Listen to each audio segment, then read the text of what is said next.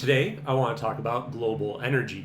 And the reason why is because with all of the focus being on oil and the Strait of Hormuz, I think it's very easy and probable that most people have overlooked some of the other exports coming out of the Middle East that are being impacted by the war with Iran.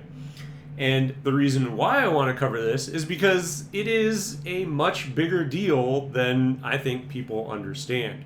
I think the easiest thing to identify is the price of oil, because when you drive by gas stations, you see the number on the billboard and you get sticker shock. But a bigger issue is that a lot of power plants and a lot of other things are reliant on LNG and other exports from the GCC region, and those are going to be impacted and will be impacting you in a major way as well. So what I'm going to do is I'm going to jump into a video that breaks all of this down, as well as how these things are further being impacted as this war continues on and recent impacts to them. And then I'll provide my thoughts as well. Hi there, pardon the interruption. I just wanted to make a real quick ask that if you are watching my content and you appreciate it, if you could please drop me a subscription. As you can see, through the life of my channel, 95% of the people that watch my content are not subscribed. So if you are watching and you find yourself enjoying the content, I would ask that you drop a subscription. Just, again, a really quick PSA, it would mean a lot to me. It really does help my channel grow, and it allows me to make this something that I can do for a living. So just wanted to take a real quick interruption, and I'll return you back to my video. Thank you so much, and I hope you enjoy. So the U.S. and Israel escalating massively yesterday in the Iran war. We can put these images up on the screen. They struck Israel specifically, but apparently with the U.S.'s cooperation and assent, struck Iran's South Pars gas field. Drop site says this is the world's largest natural gas field. It is a core pillar of Iran's energy supply. You can see some of the images of the smoke rising there on your screen. They go on to say the major escalation comes alongside reported impacts on other oil and petrochemical facilities. According to multiple reports, IRGC-linked Tasnim News issued an urgent warning urging people to immediately leave major oil and gas sites in Saudi, the UAE, and Qatar, saying they had become direct and legitimate targets that could. And this goes hand in hand with the escalation ladder that I had talked about previously. And as sides get more and more desperate, just laying it out, Iran is being attacked. Israel is being attacked by Iran. So they're lobbing bombs over there. And then as they are becoming more desperate, well, then what was previously, okay, we only attack military targets. Well, now Israel is feeling more desperate and they want to bring the war to a close and make Iran more desperate. So what do? They start attacking civilian infrastructure, or just in this instance, LNG infrastructure. So economic infrastructure. So then, exactly as was just said, what happens is then Iran goes, okay, well now we're targeting the LNG refineries throughout the GCC. And so when that happens, again, it just continues ratcheting up and up. And the biggest problem with this is that this will absolutely destroy, because so much of, and again, as I said in the beginning, a lot of the most visible sticker shock comes in on oil, right? That's the first thing that everyone wants to talk about. That's what the majority of the conversation has been about. But there's a lot of other resources that primarily come from this region of the world. And the problem with that is, yes, when you start striking their stuff, well then, of course, in retaliation, they're going to start striking. If Israel doesn't have it because they don't have a ton of stuff, well then you're going to start attacking the allies of Israel and the United States in the region and attack that same infrastructure. That's been Iran's stance since the beginning. And it's quite funny because Trump came out with some unhinged Truth Social thing trying to play off like we, the United States, had absolutely nothing to do with it, which could have been the case, but you're still allied with Israel, and you could do any number of things to rein them back in if you really wanted to. That was the entire danger of going hand in hand and doing joint strikes with a country that does not reflect our same morals and values. Yes, they might be the most westernized, quote unquote, country in the region, but the whole way that they wage war, look at Gaza. In what world would it be acceptable if we went and started indiscriminately bombing the reservations, the Native American reservations in the United States? That is a literal parallel to what Israel is doing to Palestine. So, do you think anyone in the United States would find that remotely acceptable? I don't think so. So, to now be allied up and fighting alongside and hand in hand with a country that's willing to do that, I don't think that they're going to be the most scrupulous when it comes to attacking only military infrastructure and not attacking oil refineries or LNG refineries or anything like that. So, again, this is a complete catastrophe of our own making, and if I was Iran, I would do exactly what they're doing in attacking the GCC countries, because there's no real delineation here. I'm sorry, but if you have a rabid dog and the rabid dog attacks a person, you're still at fault. So that's kind of where I think the United States finds itself right now.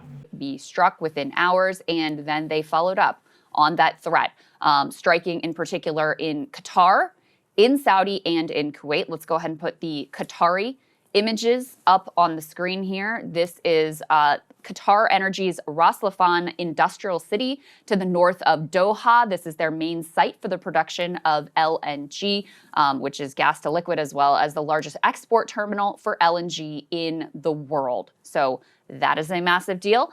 Let's go ahead and put this next one up on the screen. This is the strike in Riyadh that you can see here. And according to Dropsite News, they say 4 injured in Riyadh after debris from an intercepted ballistic missile fell near a refinery in Saudi Arabia. Four foreign Asian residents were injured, limited material damage. But so you have, strikes here in Riyadh, which is pretty extraordinary, inside of Saudi Arabia. You also had some strikes inside of Kuwait. And then this is the big one. Let's put this next tear sheet up on the screen from the AP. Saudi Arabia said a drone hit the country's Sanraf refinery in the port city of Yanbu on the Red Sea. And there is a reason why I say this one is extremely significant. We've been following Rory Johnston, oil and gas analyst. Arnaud Bertrand has also been talking about how significant this is as well. If you can put this map up on the screen, you can see, so on one side, we have the Strait of Hormuz, which of course Iran has locked down. So that's one way to ship oil out of the region. On the other side, you have the Red Sea, where so far the Houthis have not engaged. And so Saudi has been shipping oil in this east-west pipeline to the Red Sea so that they can continue to export some proportion of the oil there. And now that area, that port, and right where that pipeline is, that has been struck as well. Yep.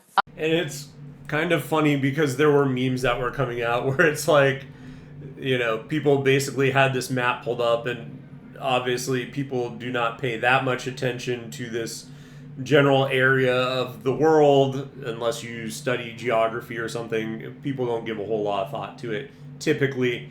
So it was funny because there were memes of like, this is blocked, and then they saw that the Red Sea existed, and they're like, why aren't you just shipping it over that way? This was an option all along.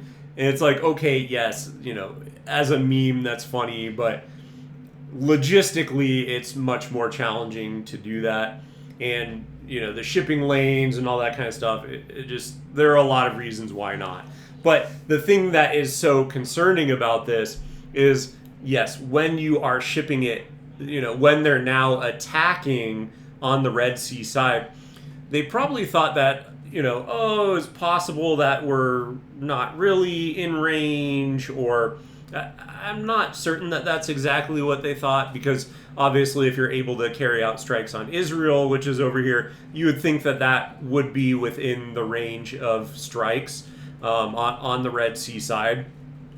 But this is why, when I was saying about the escalation and attacking the infrastructure, this is why that's such a big problem, is that, yes, now they are, Iran is well aware, right, that, okay, there is this exploit where, yes, it's not 100%, right, they're only getting out 80%, 90%, right, they're still losing some percentage in fall off and in the efficiency of having to, basically move it all the way across Saudi Arabia and then ship it through the Red Sea. So is that the most efficient way to do it? No, but they're still able to get a lot of it out. But when you're attacking Iran's infrastructure, like Israel did, and maybe the United States, then that opens up the floodgates for, all right, well, now we know that you are doing this, and we're going to shut that off. We're going to destroy that spigot. So now you're going to get 0% through. So this is why I say, like, it is insane to me that why would we ever go into a war with a country that is out of their minds and would escalate in such a manner. And the thing is about them is that if you know anything about Israel, they basically don't produce anything. They're so small. Like, if you think about how tiny their country is, it's basically New Jersey. So, like, what can they actually produce and export in such a small landmass? Not a whole lot. So when you're looking at it, and the most cynical take that I can go on it is that they literally want to destroy energy infrastructure. That's why they don't care about this.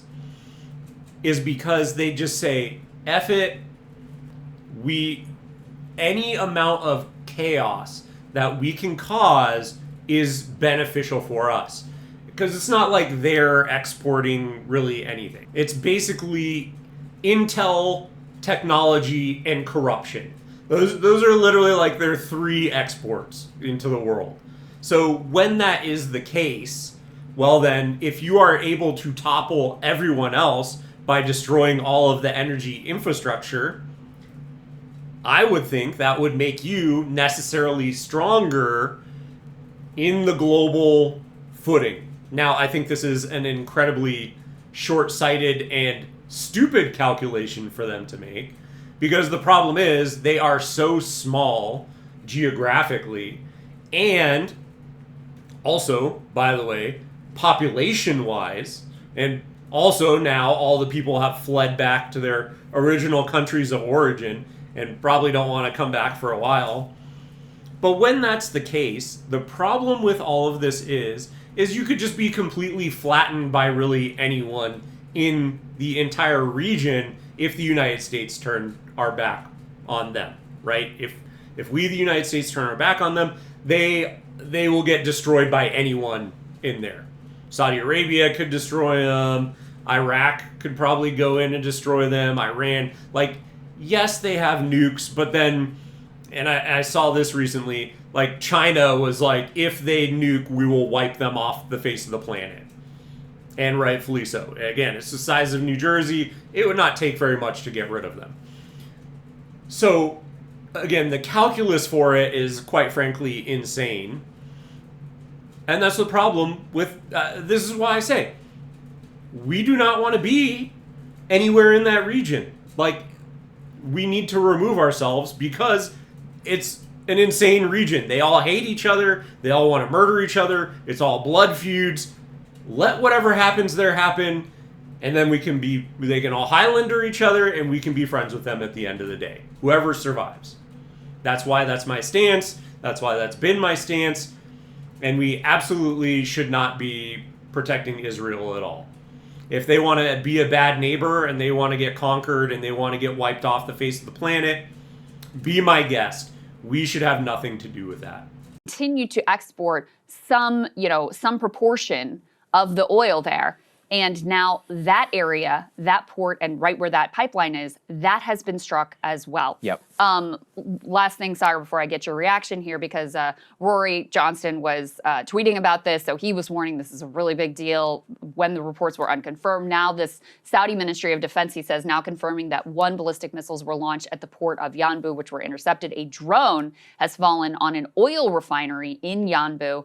Knew the lack of denial was weird. Not great that Iran is turning its attention to the Red Sea. So we don't have full information about the extent of the damage. But if you're looking at cutting off both of those pathways to export oil from the region, this is an earth-shattering move. Right, exactly. For everybody who took a look at the map, the Red Sea, where Saudi Arabia, the East-West pipeline, is able, with that pipeline, to get about 70 to 80% of the oil that previously would go through the Straits of Hormuz. So 70 to 80%, by the way, is still a catastrophe for global oil supply. But 70 to 80 is a lot better than zero. So the striking of that refinery is a message. Not only are we going to be able to try and target the pipeline, the refineries, and some of the loading to be able to get all of that out. Now, don't forget, this was an Iranian state action. This was not yet the Houthis, who also have the ability with Yemen to be able to try and close and choke off the Red Sea, which is what would be a genuine catastrophe for oil. Returning to LNG, Ras Laffan is... That's essentially exactly what I'm saying, is that yes, if they cut it off, and this is the calculation from Israel, is that it makes the entire globe weaker, just to kind of put a bow on that before we move on. But it makes the entire globe weaker because it destroys all of the global energy, and then that would obviously make them stronger because they're so small, they don't require much energy. So this is the calculation that if I was an evil dictator in Israel and I'm trying to do what is maximally best for myself, would be, okay, it's going to weaken all these other, basically everyone globally, by destroying the energy infrastructure, because I know that Iran's going to escalate and start destroying that. And you just make the calculation that we pay off so many government officials in the United States that they're never going to actually turn their back on us. That literally, that's, that is the only conclusion that I can come to, that if I was them, that is the calculus I would be making. And it's not good. I mean, this is why I say I don't know why we support them in the first place, because USS Liberty, maybe 9/11, like there are all these things, false flags, Charlie Kirk assassination, possibly. There are all these things that some of them are directly confirmed, some of them are speculated, some of them are... It's not a great ally. Why are we friends with them at all? It seems like we're not actually getting anything out of this relationship, except for a stalwart friend, ally, great friend we have in the region that they just basically, until recently, let us do whatever we wanted. But then they're constantly goading us along, and it seems like they're getting whatever they want out of us now. It seems like the shoe is on the other foot, inexplicably so. 20% of global LNG. What's even more important about Ras Laffan is actually the amount of LNG and gas that it provides to Europe and to Asia. Already, European markets are panicking as of this morning. 25% increase in natural gas. So I saw British analysts who are predicting genuine catastrophe for their economy. 2,500 pounds they're looking at in terms of their heating bills next winter if things continue to go on the track that they are. And remember, they're not a rich country, right? Their GDP per capita is like $33,000. So that would be a disaster for the average British household. Pakistan gets the vast majority of its LNG from Qatar. You are going to see rolling blackouts in that country if you continue to see this. The Ras Laffan facility has had, quote, extensive damage, according to the Qatari authorities. Remember, I used to live in Doha. I drove past Ras Laffan a dozen. It's shocking to see the images like this, because I know not only the amount of Americans, the amount of investment that went into that. I mean, we're talking about tens of billions. I think the current price tag on Ras Laffan was $70 billion, and it went up like this Paris in flames, not to mention that they had an evacuation. Qatar has declared force majeure on a ton of its contracts out until April. Taiwan is the #3 recipient of Qatari LNG. Qatar also, let's not forget that Ras Laffan and the facilities around it produce about 30% of global helium supply, critical to chips manufacturing. The Taiwanese economy, this is exactly the point that I'm making, is it's not just the oil. It's LNG, it's helium. And so if you think about even all of our weapons for this war, how are we going to produce Patriot missiles, more defensive stuff? Like, how are we going to produce any of our smart weapons that we have without these advanced chips that all come from Taiwan and, as Sagar's just saying here, also require helium for the creation of them? When the majority of helium is coming out of, guess what? The place that was just bombed or drone struck or whatever, right? Whatever it is, basically shut down because it was attacked. So, yes, the main sticker shock for us Americans here, who don't really understand all the intricacies of all of the other things that are affected in this region, well, here it is. I'm breaking it down for you. Helium and LNG also heavily affected, heavily come out of this region. Not great. And this was always in the cards because, once again, the escalation trap. Israel feels they're getting pounded. They're feeling more desperate. They try and escalate it. Okay, now we're going to attack your infrastructure for LNG because they already hit the oil refinery. Now Iran's going to match you. And it's just going to keep ratcheting up and up. Shattering. I mean, for all I saw China put out a statement say, hey, your energy problems will be over if we just have a peaceful reunification. Exactly. I also would be remiss if I didn't just talk about the climate, And that was an offhanded remark that she just made there, but basically what she's saying is China telling Taiwan that all of their energy infrastructure problems would be completely solved if they came back into the fold and came back to be part of China again. And if you have not been paying attention, and this is a very concerning development, is that, yes, Taiwan has seen more activity from China ships. They're basically encircled now because China knows that, oh, by the way, the United States is tied up with this whole conflict with Iran, the Iran war. And so now we're going to start taking very aggressive postures towards Taiwan. We're going to encircle them. We're going to fly over them. We're going to shoot missiles over them. We're going to do all sorts of stuff to try and basically rattle the cage and or test the United States and see what their preparedness looks like and see if they still have the amount of presence required to be able to hold off a possibly imminent attack from China. Because China's stated goal is to reunify Taiwan back in with China greater by 2027. That is literally their stated goal. And so what better time than now? And of course, all of the mainstream media or traditional media, if you will, of course, they're not going to cover it because that's very inconvenient. And if people actually knew about that, I think we would say that our interests in Taiwan are way greater than anything in the Middle East. Aside from, I guess, the GCC, like basically staving off China from Taiwan is way more important to us than some random attack in Iran where no one can tell me what we actually get from it. That's just my opinion, but it is a very concerning development that, once again, I think is not being covered in traditional media because that would be a very inconvenient storyline for people to actually understand and be knowledgeable about.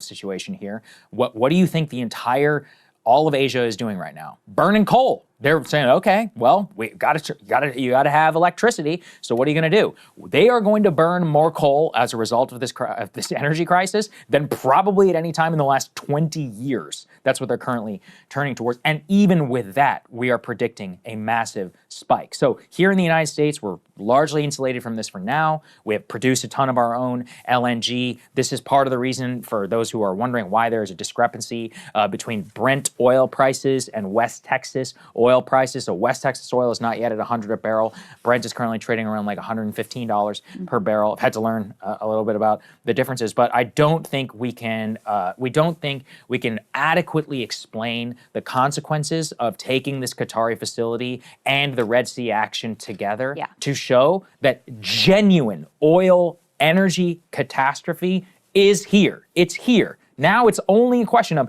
can we roll any of this back? And considering the initial reaction of the president of the United States and the Israeli authorities, I am not optimistic, to say the least. Well, and that Iran matches their energy, you know, and they're like, okay, you want to escalate? Game on.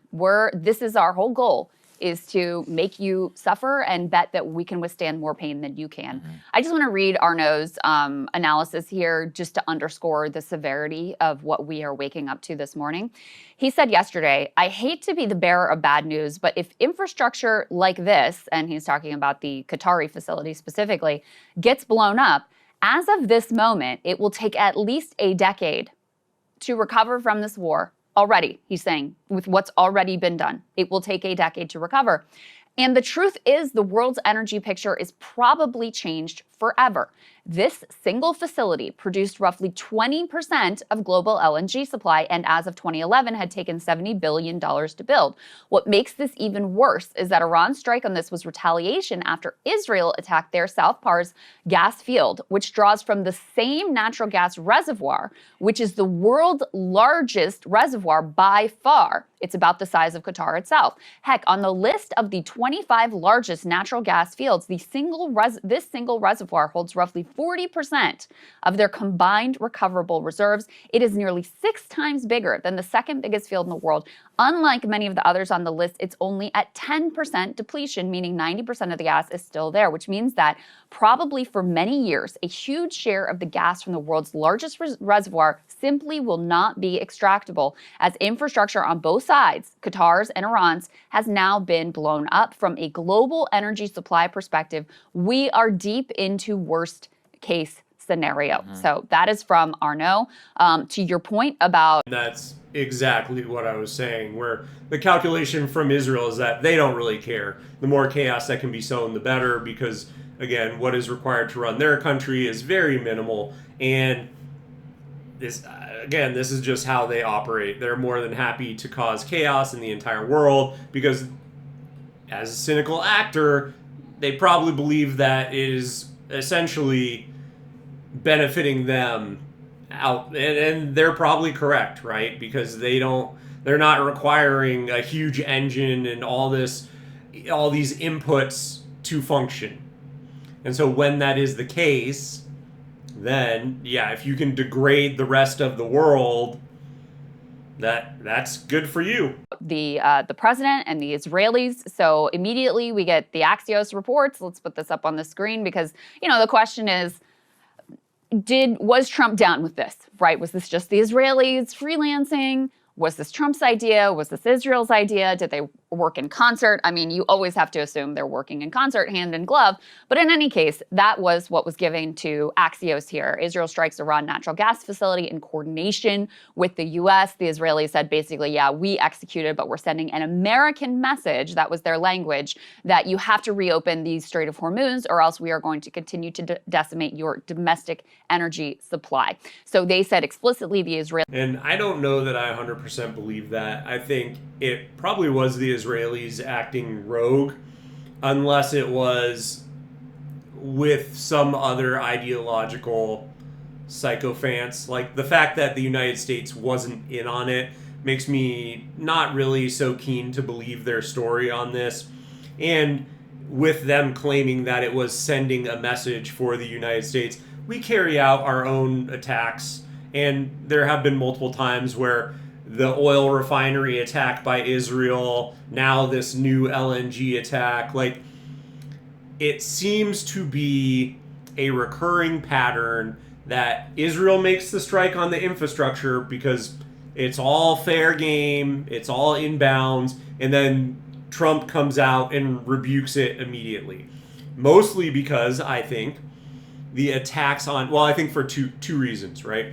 Number one, I think the retaliatory attacks on GCC countries, Trump and his family benefit financially significantly from those countries. So does he actually want it degraded? No. And then secondarily, because as I have stated, there are like 5 different ways to collapse the entire U.S. economy and the U.S.'s standing as the #1 country in the entire world by these sorts of attacks. And again, there's just a multitude of ways it can happen. And so if that were to happen and Trump goes down as easily the worst president in the entire history of the United States by destroying the US dollar globally, by destroying US hegemony, by destroying the US economy, any one of or all of these things combined, he goes down as the worst president in history. And I think he is very, very image obsessed. I think a lot of the things that he has done this term in office, right, this second term, I think have been very focused on what is his legacy and how is he remembered. And I think that is all going up into smoke, and with an escalation of essentially destroying the global energy market, he's not going to be remembered fondly. Certainly not globally, and I think less and less fondly here in the United States as this war continues and as the escalation continues to ramp up. Officials who spoke to Barack revealed that the strike was coordinated with and approved by the Trump administration, and a U.S. defense official confirmed that as well. So that might be the case, but it could be, again, it could be an ideological actor like a Pete Hegseth or someone else. I don't think they would have run it by Trump. I don't think it went by Trump.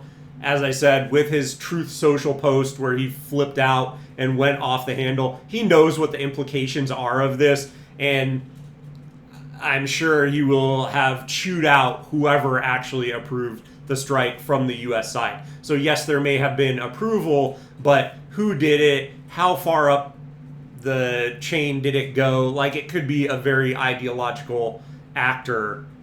Even if it went all the way up the chain to Pete Hegseth, he's framing this as a holy war, so who knows? So then let's put A to B up on the screen here. So now you have this wild post from Donald Trump, which seems to be a reaction to the fact of him realizing, like, oh shit, this thing is escalating out of control and the impact on the economy is going to be devastating.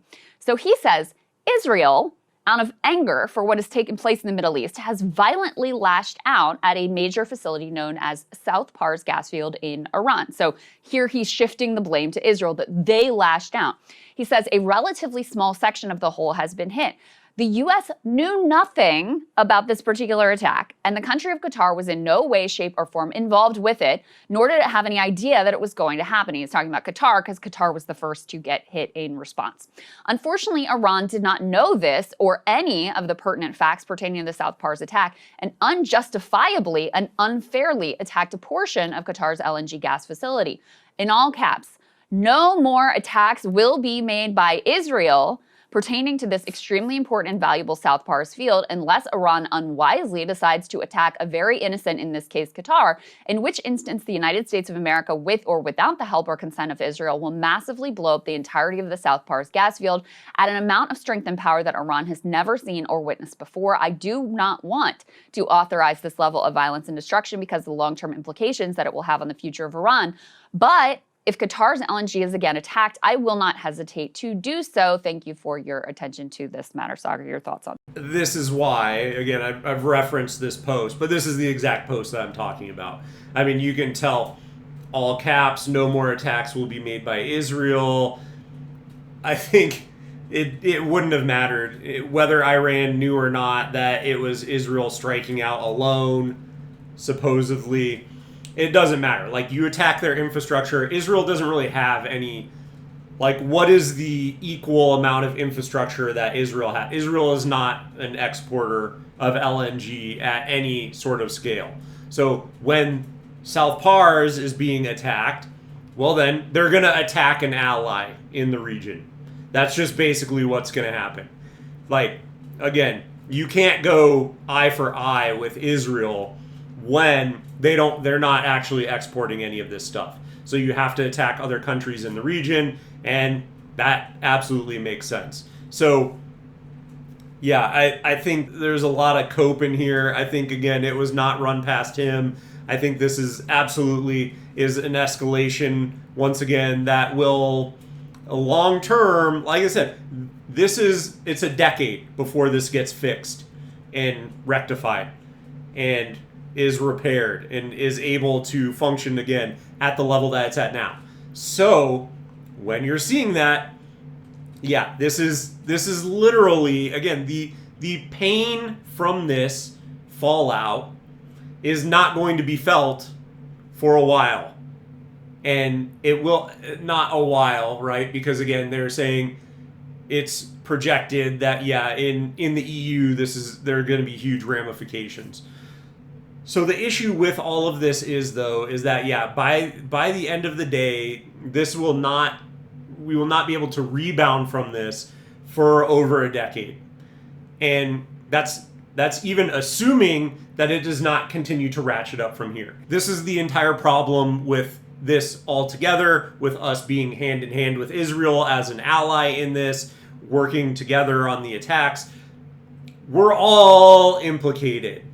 We all have to pay the price for what Israel does. So it doesn't matter that he puts this out if they continue making strikes like this and escalations like this. I think it's totally within bounds that Iran strikes back at any of the allies in the region, just logically speaking. And so, yeah, but that's why I said what I did previously of, yeah, I don't think Trump actually knew about it. And this is I think Trump probably thought, if I was trying to put myself in his mind, that the admonishment that he had heaped onto Israel when they had attacked the oil refineries, right? You remember the images, the huge billowing smoke. Trump basically publicly admonished them then. And so in his mind, he probably thought, okay, well, that basically puts all infrastructure basically out of bounds, right? It puts it past the pale. They understand that they're not supposed to strike Iranian infrastructure. Unfortunately, that's not how Israel plays. So, again, we're buddy-buddy with them. So they're going to continue to escalate, and they're going to play dirtier the more that their country, because we can't even really understand it, because we're so far removed from the conflict here in the United States where we're not getting bombed. But Israel, they're growing more and more desperate because they're getting bombed aggressively. So, of course, they're going to try and end it in whatever way they can, no matter how sneaky, no matter how underhanded, no matter how devious. Whatever they can do to try and end the war is what they're going to do. At the very minimum. That's without going into the whole, causing chaos and trying to degrade the entire world. That's not even looking at that. So they're just going to try and do as much as they can to end it as fast as possible. So, again, it's all in bounds. How did you not figure this out before you started and ran into this thing, jumped into it with both feet first? You can't tell me that no one told you that this was a possibility. Please spare me. This is the closest evidence that we have right now of a person who is genuinely spiraling. This is an actual crisis because the current, look, somebody's lying, right? So the U.S. officials who talked to Axios, the Wall Street Journal, and the Pentagon and everybody else said that they not only knew of the strike, they basically asked Israel to do it, were okay with it if they had advanced knowledge, which according to them they did. It's pretty obvious why this happened because the world freaked out as a result. The Qataris were putting out statements obviously at the beginning. This is the thing about Qatar. They expelled those Iranian diplomats. Do you know who the first person they blamed was? Israel. They were like, Israel has unleashed this. They have struck the South Pars gas field. We know that we're going to get struck as a result of this. And now they have brought hell upon the region, descending it all into chaos, destroying our economy, destroying Iranian infrastructure, and showing basically leading us farther up the escalation spiral.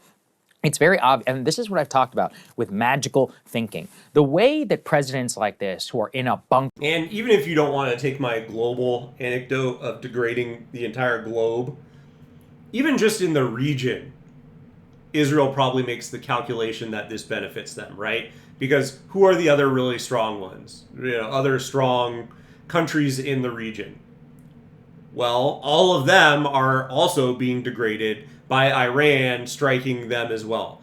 So, yes, Israel may be getting flattened, but they're not losing their ability to export what makes them rich, right? And so, yes, if you are no longer able to export oil, if you're no longer able to export LNG, if you're no longer able, like if you cannot do any of these things, if you can't send them out anymore because all of the infrastructure is destroyed, well, that makes Israel jump up a few positions in what are the strongest countries in the region. So just something to think about there.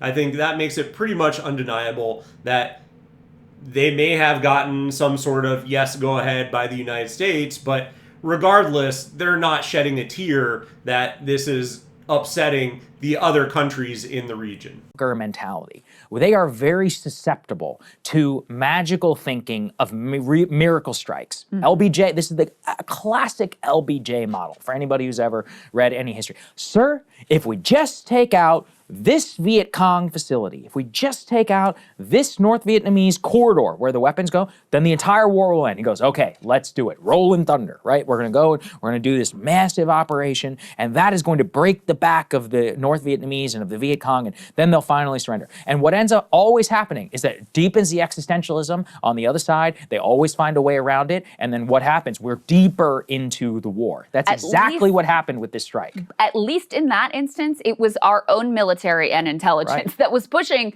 I mean, according to not just Joe Kent, we'll get to that later in the show, but Marco Rubio and others. I mean, it is the Israelis who are pushing this direction. I mean, think about how stupid, how absolutely insanely stupid this action by the Israelis. I mean, from a U.S. perspective, from their perspective, it's great. They want the chaos. They're down for all of it. But from our perspective and from a global perspective, like the developing countries around the world, they're going to be the ones who are already suffering the most. It's completely insane. Iran's whole thing is to make us pay economically. The economic warfare is the whole point. They're not shy about that. They explain it quite clearly. We need you to feel pain. We need you to understand that we have a chokehold on the global economy. We have a chokehold on these Gulf Arab states. We can destroy their economy. We probably already have destroyed their countries in large part because nobody's going to be going back to Dubai and thinking the same of it after all that has happened. So you play right into their hands. Yes, it's going to hurt them that this, that the South Pars field was damaged. That is going to hurt Iran, no doubt about it. Who do you think is willing to take more pain? The country that is in an existential battle for its life, or Americans who don't even want this war to begin with? Who do you think is going to be able to accept more pain? And here's the thing with this as well to think about, is that strategically, this is a complete blunder anyway. Because if you think about it, as I have said, I watch Israel get slammed by bombs pretty much daily. Like, the strikes are not ending. So, if you have not sufficiently degraded the ability for Iran to strike Israel, why would you escalate it any further? Like, the only way that I would ever want to escalate and try and force them into some sort of, I'm going to escalate on my end, is if I know that they do not have the ability to escalate back on their end. Because it just makes absolutely no sense unless, cynically, you're Israel and you want to degrade all of the countries in the region so that you become more powerful. That's the only way this makes any sense. Because, again, this is a global effect that this is having, and Iran has demonstrated that they are still fully capable of striking Israel. So, of course, that means they're also fully capable of striking any of the other targets anywhere in the region. So, if that's still happening, and they're still getting bombed, and they're still... How is this not just logically the next thing that would happen? Again, if you have shut down their ability to strike at all, you've totally decapitated their long-range missile capacity and their strike potential, that's one thing. Because then you can degrade their infrastructure and there's no threat of retaliation. But that's not the case at all. Again, every single day I'm watching Tel Aviv get flattened and get bombed and get hit by cluster missiles. So what was the thought process behind this? It just shows me that whoever is making it is either firmly pro-Israel or and cares about them, world be damned, or is just stupid. Literally the dumbest people. It was one of those two camps. Nothing in the middle. You have given them the green light. Who can really justifiably complain about Iran striking this oil infrastructure now throughout the region? Yeah. Of course, Western countries will do so, completely ignoring who started this war, completely ignoring who ignited this round of escalation. But everybody who is looking at this knows that it is completely reasonable response. And it was telegraphed in advance. It was utterly, utterly predictable. You knew that when you took this step up the escalation ladder, how they would respond.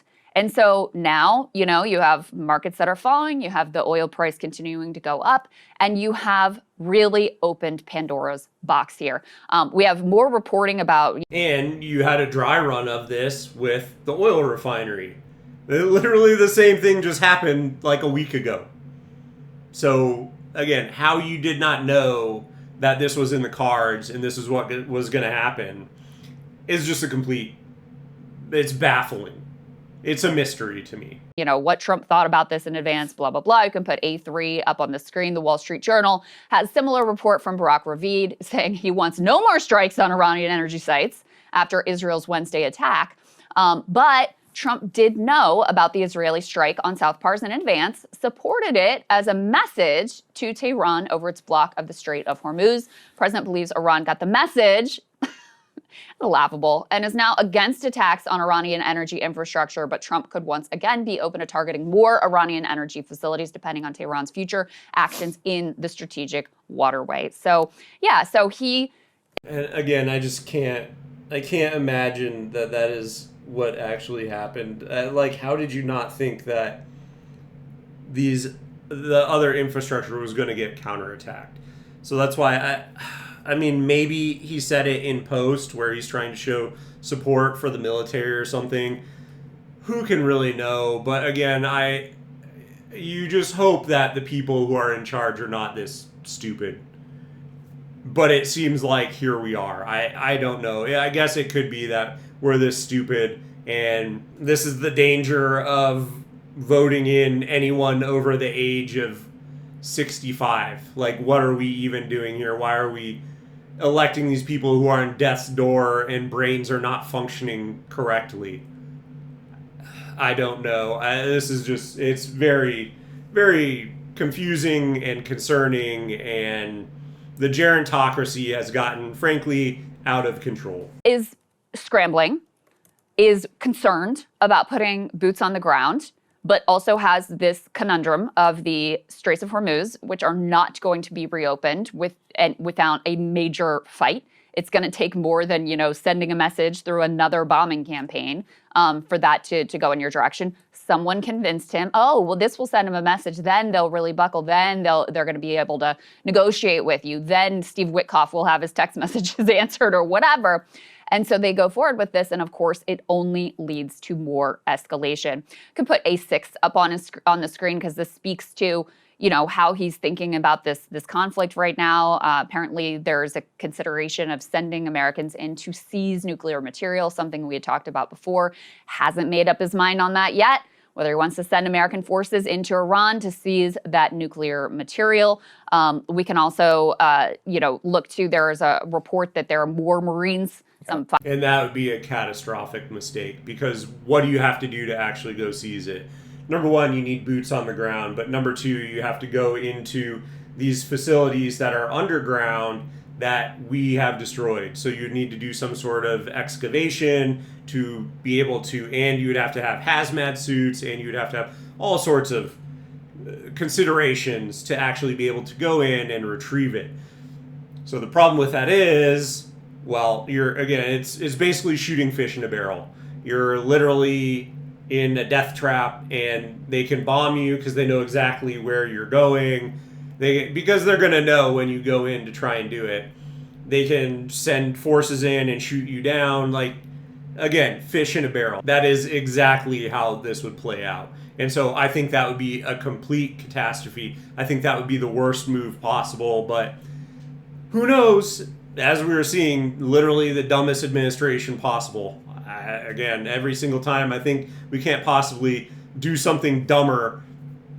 Here we are. 5,000 more Marines that are being sent to the region as well. They're evaluating options about, Kharg Island. Could we seize that? What could we do to be able to reopen the Strait of Hormuz? The UK isn't sending any ships, but they are sending some military advisors to help game out what could possibly be done here. None of these are easy answers, Sagar, whatsoever. None of these things would. And the whole Kharg Island thing is stupid because then you have to have troops there to hold it, and then they're basically fish in a barrel, and they can just bomb the entire island if they've lost it anyway. Then what's stopping them from just destroying it, and then no one can have it? And also, by the way, you inflict maximum casualties on the United States. Makes sense to me. Be easy to accomplish, and all of them would lead to American service members being put at grave risk and in massive numbers. A good friend of mine asked me yesterday, he said, what's the best case scenario? And I said, the best case scenario is that we leave today, which would mean several things. Number one, the Iranian regime remains totally intact with a bloodlust and a desire to become North Korea yesterday. As in, we will never make a deal with the United States. We don't care about economic sanctions. If our population must be immiserated, starved, and famine, so be it. We will destroy or we will have the capacity to establish a credible deterrent to hit the continental United States. And that is all in. That's all we can possibly do to guarantee their security. And there is no point in negotiating with these people. That's the best case scenario. Yeah. Because they would maybe temporarily stop, and in the interim, some oil would flow. Qatari LNG, Ras Laffan, God only knows how much time it's going to take to rebuild that facility, to get the months of oil and LNG and helium and fertilizer, the backlog that's already been created, back to normal. But we could survive it. We could all survive it. We're a very rich country. We'll be able to, to support it. The third world, everybody's going to suffer as a result. And of course, there's all the missile stockpiles, interceptors, etc. That's the best case scenario. The worst case scenario, we're not even close there. But you can see it, and we're all starting to see it. Qatar LNG, closure of the Red Sea, oil at $200 to $300 a barrel. Abroad, export ban here in the United States, lines for even and odd numbers like the boomers had to live through during the OPEC crisis. That's really what it's going to look like. $8 a gallon, $7, $8 a gallon, $10 a gallon in California. No missile interceptors, boots on the ground, boys coming back home in coffins. And by the way, the problem is that the more of a crisis point that we reach for the U.S. economy, that means the more of an extreme that the president and his team will reach for. Because the amount of courage it would take at this point, courage, cowardice, you could call it whatever you want, but I think courage to say, we're done here.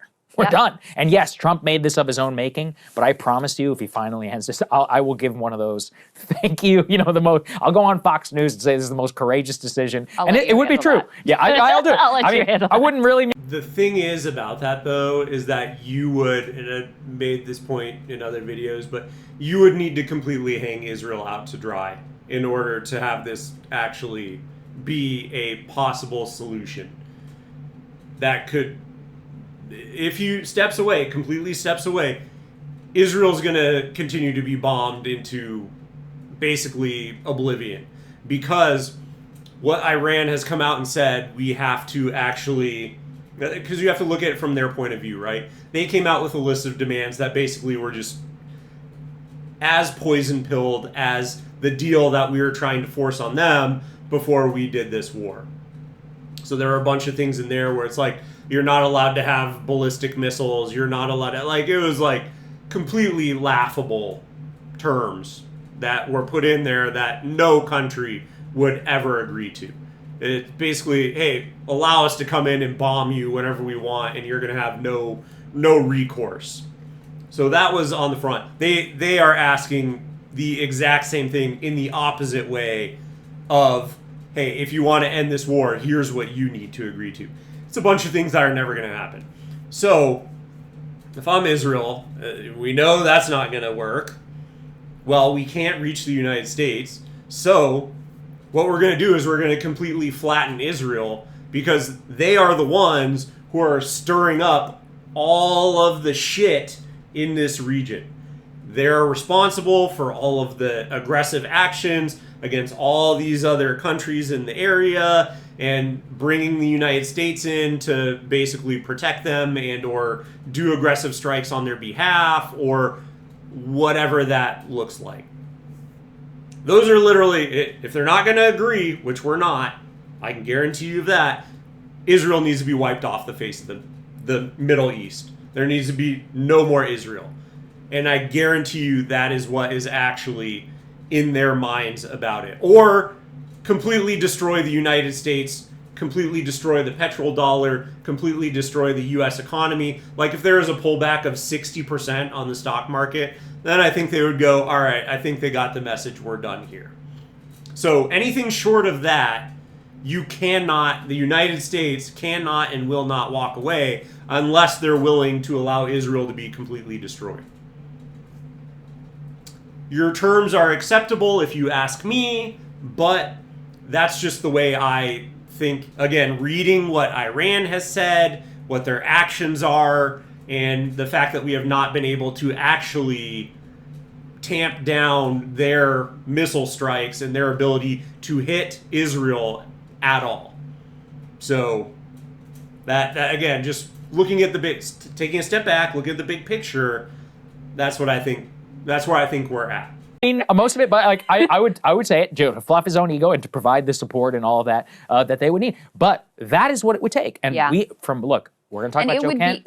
It would be the end of his presidency if he did that. Man, yeah. And it is also the end of his presidency if he continues. Exactly. I mean, that's where it is, right? So you might as well fight. This is the internal logic, right? That's the logic. You might as well fight. This is the gambler at the table. I'm already down. I'm in the hole. Exactly. My house is going to be taken. Yep. I have to put it all on the line. That's the mentality that exists now. And let's say, too, Sagar, the other way that you can kind of justify it, right? If I'm being completely cynical as the United States and I'm trying to be as aggressively minded as I could be, if I say, to hell with the rest of the world, I do not care what happens to them, and I only want to do what's in my country's best interest, which would actually be to completely step away. But that aside, if I was going to continue on this path and I wanted to destroy Iran, I would just basically completely wipe them out. I would attack all of their infrastructure. I would say, I don't really care. Yes, Israel is going to have to sustain essentially probably being wiped off the face of the planet, but if we want to degrade them so they can't attack us back, that's essentially because they can't strike us anyway. So we are one of, not now, the largest exporter of oil, of LNG. So cynically, I would say we're privatizing all of that. We're shutting down the capacity to export any of this because it's in our strategic interest to make sure that we are fully stocked here in the United States. So sorry, Exxon and all of the oil companies here in the U.S., you have to sell only to the U.S. You're not allowed to export, which they would have a cow about. They would be completely pissed off. And they were huge. Trump went basically crying to them to try and fundraise. So I'm not certain that would be an acceptable route, but that's what I would do. Shut it down so we can't export anything. We keep everything in-house because we're fully self-sustaining, and then just fully bombing, nuking, maybe not nuking, right? Because that would have global blowback, but essentially doing the equivalent of that with bombing campaigns where you are literally attacking all of their infrastructure that's above ground, figuring out where their underground infrastructure is, and hitting that with 5,000 bunker busters, like huge artillery. And that's about the best that you can do. But once again, as I said, that does mean that Israel's probably getting completely wiped off the face of the planet in that scenario as well. because that's what Iran can hit. And so all of their attacks will go directly there. So yeah, they will empty their arsenal, they will destroy all of the energy infrastructure across the Middle East, and they will flatten Israel completely. Let's say that he does that. Let's say he walks away, even gives the Iranians some kind of concession. All right, we'll do a little sanctions relief, something, right? So that they stop as well. Yeah. What is going to stop Israel? Nothing. Nothing. And you're so right, and this is something we've been warning about, and we're not the only ones, that the logic for Iran is to pursue a nuclear weapon now. And you've taken out the guy, you killed the Ayatollah who issued the fatwa and said, we're not going to do this. That guy is old, gone. Cautious man. Let me expound on that. So, for example, everyone said, oh, well, they never closed the strait before because of the Ayatollah. Everything you were told about the Ayatollah was a lie. He was a cautious, doddering old man. He couldn't commit fully to the nuke, and he couldn't commit fully to peace. He had to try and do some, look, he's old. He was 89, right? And we all know somebody like that. They're literally doddering. Well, guess what? He's dead now. We created him a martyr. His son literally has got scars on his face and is hiding in a bunker. The IRGC people, we have killed every, Larjani, we just killed him. Apparently, he was an asshole. Yeah, he definitely wanted to kill a lot of people, definitely hated America. Highly educated. His daughter was a professor, I think, down in Georgia.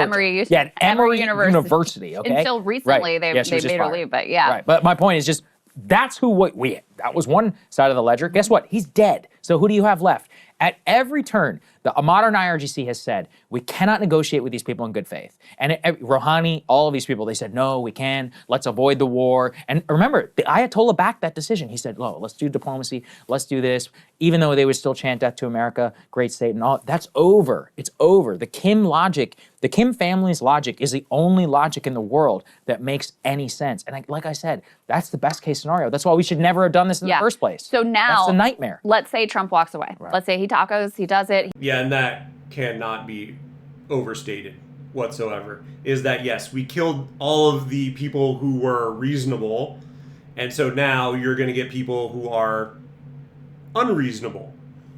And I mean, I don't even want to call it unreasonable, because the problem is, given how we have acted and having to deal with Israel, and it's a completely reasonable path. It is the most reasonable path. And so they had 60% enrichment for 14 years, and they never made it to the bomb because that wasn't what was in their best interest. They had the religious exclusions on it. So now that we've killed the person who had the religious objections, well, where do we go from there? I mean, we have attacked them twice while in the midst of some sort of negotiations. So in that instance, of course, they're not going to believe, they're not going to want to talk to us. And that's why I say, what did they learn from us attacking them? And then what is the acceptable ends to this? There needs to be something where, like I said, it's either completely poison-pilled, where there would be actually no, it's basically like removing all the bases, all American bases from the Middle East, like basically some sort of agreement where there is actual fangs where we and Israel cannot attack them. Like it's completely poison-pilled. There's no way that we would go along with it, or they're gonna have to wipe Israel off the map. Like, I do not see any sort of middle ground there, because yes, you've killed everyone who was halfway reasonable, and the United States has lied to us the entire time about how they hated us and they're totally unreasonable and they're going to jihad us and they're going to murder us all. They have come out and said, and who knows, you can't take them completely at face value, but I have seen many people within the regime and who have now been killed that said, when they chant death to America, even when they were saying it, the leader is saying it to a bunch of people who are listening to him. He says, even when we say death to America, we do not mean Americans. We mean to their leadership. Because they are the ones making these decisions and they need to be taken out. So, that seems reasonable to me. In the meaning of, yeah, who, like, were held captive. I didn't have a vote. I would have voted, we're not doing this. This is the dumbest military action I think that could have been launched. Stupid. Aside from literally launching nukes into China or Russia or something. Like, that's the only thing dumber than this military action, in my opinion. So, yeah, that is totally reasonable because I don't want this. So why are you going to try and kill me? I mean, I get it, right? Retaliatory. There are a bunch of people there who are being killed as collateral damage. So I get it, but totally rational explanation. Again, probably wouldn't take it at completely face value, but they didn't have an ability to strike us. They had 14 years to build a nuclear device. They didn't do it. So I'm kind of more on their side than I am on ours. And I think we've completely destroyed that now with our current war that we have decided to go in on. I think there's an entire generation that's going to hate us for as long as I'm alive and on this earth. And I think that is a completely unsurprising outcome. He manages to extricate for the moment. Well, guess what's going to happen down the road? Israel's going to come back and they're going to say, oh, they're building a nuclear weapon. Mowing the lawn. What are you going to do? Yeah. And this is, this is what we warned about with the 12-day war, where everyone, oh, this was so great, and we got in, we got out, and you guys were such haters, and you didn't understand that, the glory of our president, et cetera, et cetera. What did we warn? And again, not just us, right? This was many, many people who could see the writing on the wall. You have now opened up Pandora's box, and it is almost inevitable that we end up back in a hot war with Iran. And that is exactly where we are. And now, I mean, it's hard to see how he walks away. It's hard to see how this ends. The off-ramps are being murdered by the Israelis with the assent. Again, I always want to put blame where it belongs, with the assent of Trump. It's not like he objects to any of this. He's happy to see, these assassinations, happy to see the escalation, happy to greenlight it. So the off-ramps are literally being murdered. The Iranians have been very clear. We are going to make you pay, and you are going to come to us and beg for mercy, and you are going to accept our terms of your defeat. That has been their message. And now, where do we go next? I mean, very likely boots on the ground. I think, he's reluctant to do it, but I think that's probably what's going to happen next. And you're going to have a lot more dead service members, God forbid. And, we're going to continue to have oil prices go up, the global economy crash. I mean, the bottom is, it is truly bottomless how bad. Yeah, and that, I think, is the biggest issue when you're looking at it, is because what further can you actually accomplish with Trump lashing out on Truth Social about, no, we can't do any more strikes on infrastructure. That should have been the stance from day one. I don't know what the hell is going on over there. But, yeah, you can't actually effectuate anymore. And Israel is still getting stricken by missiles. And so, yeah, what else can you do? You have to, if you want to keep this going, you do have to escalate. And that's exactly it. Is, okay, we tried to attack infrastructure, but they can attack infrastructure. Okay, well, they can't really send in boots on the ground, so we'll send in boots on the ground. But then all of our people get killed. It's an incredibly mountainous region. There are a ton of them underground. You're literally funneling them into a kill chamber. This is not going to end well. That's really the only choice that they have. And so, yeah, it is just an inevitability. There is no other way that you can see this ending.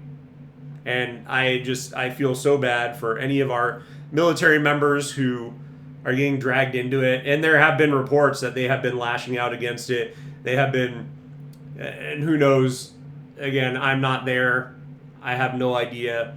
But I have seen from multiple places, they shoved laundry down, basically down toilets, and created fires so that they would actually get sent out of the region. And there are other service members in the region that are basically refusing to go along with the war. So who knows the validity of those claims, but it is things that I have seen, and we'll just take it all with a grain of salt until we get further confirmations of that. Things could ultimately get here. Anyway, that was about all I wanted to cover. Like I said, I think it is hugely consequential what is going on, in the Middle East in general. I think this escalation, tit for tat, it is going to be far, far worse and far more consequential than I think people fully understand. And that was why, even from the outset of this, I said this is a very, very bad idea. This can only lead to the most negative outcomes. And I'm truly not trying to be sensationalist when I say it could collapse the US empire. Because GCC could completely pull out. That would essentially collapse the US stock market. The petrodollar, the only reason that stood up is because the GCC basically says we only take US dollars. And there's just so many reasons why the US can just take gigantic fallout from all of this happening and completely destroy our economy, which I think is essentially stood up as a house of cards. But if you like this video, give it a thumbs up. And if you have made it this far, thank you so much for watching, and I will see you in the next one.